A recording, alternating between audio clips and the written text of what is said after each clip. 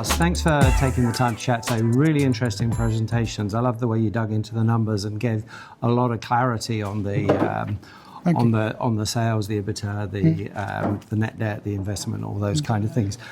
One of the things that came out though in your presentation, which I think is really interesting, is that code of conduct and sustainability are core to every decision you make. It's not just a financial decision. It's not just a can we do this. You're thinking about the sustainability of the business, but also the planet and everything else within that. How important is that to HANZA? It's very important, and it's as I said in the presentation, it's part of our DNA. And dealing with these quite big, large customers, large suppliers, we definitely need to have a strong commitment in and code of conduct that follows the customers and follows our suppliers. But also what's most important is the employees. Making sure that we are a good place to work and a safe place to work. So as I said in the presentation, dealing with this quite heavy things, it can be dangerous. So that's part of ESG. People normally think ESG is only climate. There's only climate change. Yeah, there's much more to it. And of course, we work with that as well. Yeah, but everybody's got the right to go home in good shape if they arrive at work. Yeah, and not having any sexual harassments, making sure towards our investors that we don't have any corruption within HANZA, etc. And having that attitude within HANZA, I think also boils over to the customers and the suppliers, knowing that we are a serious, open, and transparent company, and that's the sort of the start for doing business. Yeah, absolutely, and that has to travel up and down the supply chain as well. That code of conduct has to be reflected in your business. A lot of people have been talking about HANZA in terms of acquisition over the last year or so, but it was really interesting to see that the organic results have been solid too, and you, particularly in the last quarter, you had good organic 10%, growth. yes. Yeah, really fascinating. Are you seeing an inflection in that organic growth after perhaps a flatter period? We're not giving any forecast, but definitely we see short term that we are growing as much as our customers.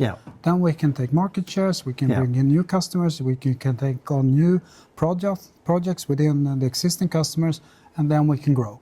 But short term, we are reflecting the market. And what we said during Q2 and Q3 was that we're starting to see an increase of activity among the customers, having a stronger inflow of new orders. And that's what we saw in Q4 as well, that they're starting to be net sales and revenue. Yeah, and I think what's fascinating is when you look at the acquisition trail, you look at a company like BMK, where you've added 300 million in terms of revenue, in terms of what they do, but that brings a huge cross-selling opportunity, huge opportunity for them to really leverage your superpower of vertical integration. That's exciting. It is, really. Yeah, that makes a big difference to the business. Operating margins are increasing, ROI is increasing. Is that through very diligent execution? How has that come about? It's good execution, of course, but also choosing the right customer and making sure that the customer that we get with acquisitions that we had long term, are they right for HANZA? Do they fit? The long-term perspective, or they all you need is one type of customer.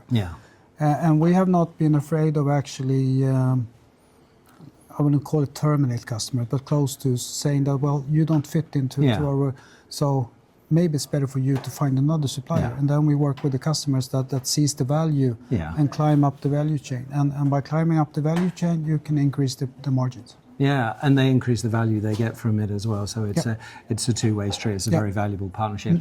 Aggressive growth during HANZA 2028. You're looking at going from 10 to 14 billion, so that's 40%. I guess that's 10 point something CAGR over that period.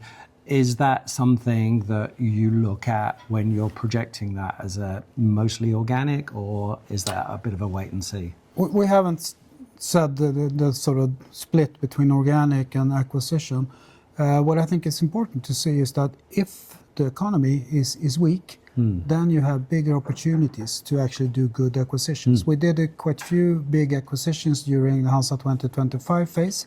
Yeah. And maybe that would have been possible if the economy would have been strong. Yeah. Looking at BMK, they were on 400 million euros in sales, and when we acquired them, they were on 300 million euros in sales. Maybe it would have not been able to actually do the acquisition if they were on 400 million euros. So, looking into how to reach 14 billion SEK in revenue is going to be a combination of growing existing customers, bringing in some new customers, but also doing acquisition. And again, if the market is weak, then I think we have bigger possibilities to do good acquisitions. Yeah, Lars, it's really interesting, isn't it, when you look at those, the way you build the business, both financially and physically in terms of the footprint, you need to build for agility these days. So, and when you look at acquisitions, you are strategic. You think about capability, you think about capacity, you think about geography, but you still have to be opportunist. We can be partly opportunist, but we can never forget that it's the customer that needs to be satisfied. Yeah. The customers need to think that, well, HANZA is after this acquisition actually a better supplier than it was before. Yeah, and that's essential, isn't it? And I think one of the things that came through in all the presentations, starting with Eric at the very offset, is that voice of customer really is the driving force. It's the guiding light within the business. The voice of customers and employees. Yeah. That's the two main drivers. Yeah, absolutely. Lars, thanks so much for summing it up in that way, and thanks so much for your time. Yeah. Thanks.